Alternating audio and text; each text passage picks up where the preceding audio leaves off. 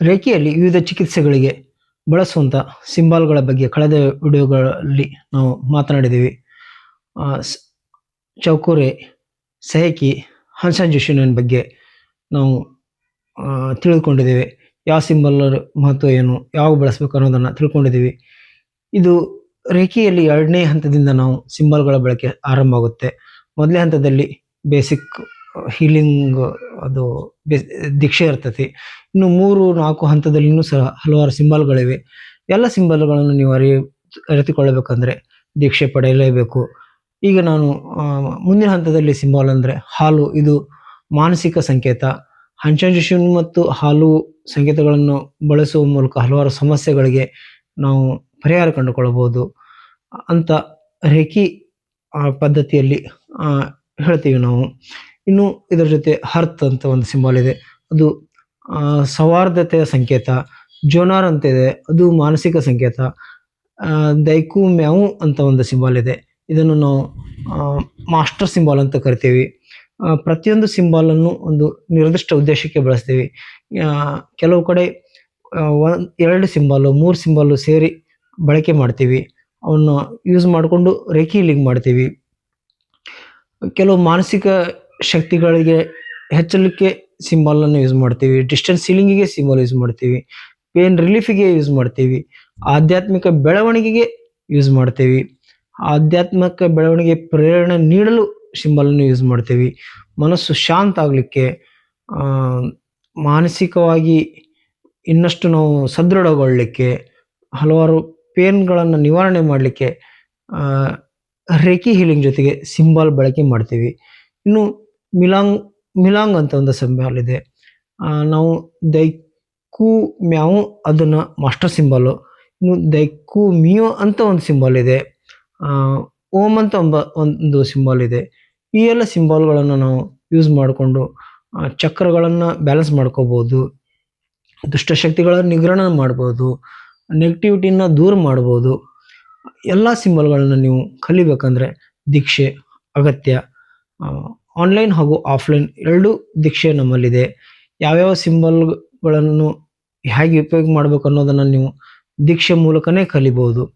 ನೀವು reiki healing ದೀಕ್ಷೆ ಪಡೆದಿದ್ದೀರಾ, reiki ದೀಕ್ಷೆ ಪಡೆದಿದ್ದೀರಾ, ಯಾವ ಡಿಗ್ರಿ ದೀಕ್ಷೆ ಪಡೆದಿದ್ದೀರಿ, ಹಾಗೂ ಯಾವ್ಯಾವ ಸಿಂಬಲ್ಗಳನ್ನ ಯೂಸ್ ಮಾಡ್ಕೊತಾ ಇದ್ದೀರಾ.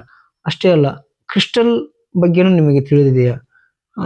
ಈ ಹಿಂದಿನ ವಿಡಿಯೋದಲ್ಲಿ ನಾನು ನಿಮ್ಗೆ ಹೇಳಿದ್ದೀನಿ, ರೇಖಿ ಒಂದು ಮಹಾನ್ ಶಕ್ತಿಶಾಲಿ ವಿದ್ಯೆ. ಅದರ ಜೊತೆಗೆ ಸಿಂಬಲ್ ಯೂಸ್ ಮಾಡಿದರೆ ಇನ್ನೂ ಶಕ್ತಿಶಾಲಿ. ಅದರ ಜೊತೆಗೆ ಕ್ರಿಸ್ಟಲ್ಗಳನ್ನು ಯೂಸ್ ಮಾಡಿಕೊಂಡ್ರೆ ಇನ್ನೂ ಶಕ್ತಿಶಾಲಿ ನಮಗೆ ಹೆಚ್ಚು ಬರ್ತದೆ. ಯಾವುದೇ ರೋಗಕ್ಕೆ ನಾವು ವೈದ್ಯರನ್ನು ಕಾಣಲೇಬೇಕು. ಅದರ ಜೊತೆಗೆ ನಾವು ನಿತ್ಯ ಜೀವನದಲ್ಲಿ ರೇಖಿ ಅಳವಡಿಸ್ಕೊಂಡ್ರೆ, ರೇಖಿ ಹೀಲಿಂಗ್ ಮಾಡಿಕೊಂಡ್ರೆ, ಅಥವಾ ಇನ್ನೊಬ್ಬರಿಗೆ ರೇಖಿ ಹೀಲಿಂಗ್ ಮಾಡಿದರೆ ಆರೋಗ್ಯ ಸಮಸ್ಯೆಗಳು, ಮಾನಸಿಕ ಸಮಸ್ಯೆಗಳು ಇನ್ನೂ ಸಾಕಷ್ಟು ಜಲ್ದಿ ನಿವಾರಣೆ ಆಗುತ್ತವೆ. ನೀವು ಸಹ ರೇಖಿ ದೀಕ್ಷೆ ಪಡೆಯಿರಿ. ನೀವು ಒಬ್ಬ ರೇಖಿ ಹೀಲರ್ ಆಗಿರಿ. ನಾವು ಸರಿಯಾದ ಮಾರ್ಗದರ್ಶನ, ದೀಕ್ಷೆ ಇರಲಾರದೆ ಬಳಕೆ ಮಾಡಬಾರ್ದು. ಸರಿಯಾದ ಗುರುಗಳ ಮಾರ್ಗದರ್ಶನದಲ್ಲಿ ದೀಕ್ಷೆ ಪಡೆಯಬೇಕು. ಪ್ರತಿಯೊಂದು ಸಿಂಬಲ್ಗಳನ್ನು ಯಾವ ರೀತಿ ಎಳೆಯಬೇಕಂತ ಒಂದು ಪದ್ಧತಿ ಇದೆ. ಅದೇ ರೀತಿಯೇ ನಾವು ಸಿಂಬಲ್ಗಳನ್ನು ಎಳೆಯಬೇಕು. ಕೆಲವೊಂದು ಅಡ್ಡ ಎಡದಿಂದ ಬಲಕ್ಕೆ ಇರ್ತವೆ, ಕೆಲವೊಂದು ಮೇಲಿಂದ ಕೆಳಗಡೆ ಇರ್ತವೆ. ಅದೇ ರೀತಿಯೇ ನಾವು ಸಿಂಬಲ್ ಯೂಸ್ ಮಾಡಿದ್ರೆ ಅದರ ನಿಜವಾದ ಪ್ರಯೋಜನ ನಮಗೆ ಸಿಗಲಿಕ್ಕೆ ಸಾಧ್ಯ. ಹಾಗಾದರೆ ಇನ್ನೇಕೆ ತಡ, ನೀವು ರೇಖಿ ಕಲಿಯಿರಿ.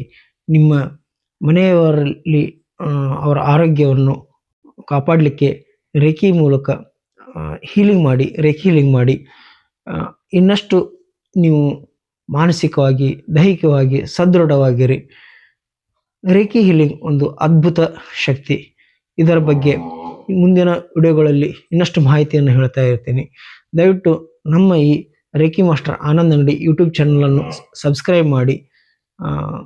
ನಿಮಗೆ ರೇಖಿ ದೀಕ್ಷೆ ಆನ್ಲೈನ್ ಅಥವಾ ಆಫ್ಲೈನ್ ಆಗಲಿ ಬೇಕಿದ್ದರೆ ನನ್ನ ಮೊಬೈಲ್ ನಂಬರ್ 8904131324 ಇದಕ್ಕೆ ಸಂಪರ್ಕ ಮಾಡಿ. ವಿಡಿಯೋಗಳನ್ನು ಸಬ್ಸ್ಕ್ರೈಬ್ ಮಾಡಿ. ವಿಡಿಯೋಗಳನ್ನು ನಿಮ್ಮ ಸ್ನೇಹಿತರಿಗೆ, ನಿಮ್ಮ ಕುಟುಂಬಗಳಿಗೆ ಅವ್ರಿಗೂ ಸಹ ಶೇರ್ ಮಾಡಿ. ಅವ್ರಿಗೂ ಸಹ ಸಬ್ಸ್ಕ್ರೈಬ್ ಮಾಡಲಿಕ್ಕೆ ಹೇಳಿ.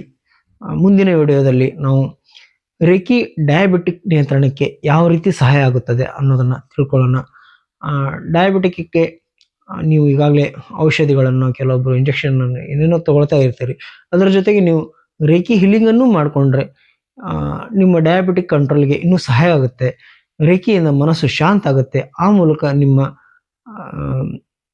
ಸಕ್ಕರೆ ಮಟ್ಟವನ್ನು ನಿಯಂತ್ರಣಕ್ಕೆ ಸಹಾಯ ಆಗ್ತೈತಿ. ಮುಂದಿನ ವಿಡಿಯೋನಲ್ಲಿ ಸಿಗೋಣ. ನಮಸ್ಕಾರ.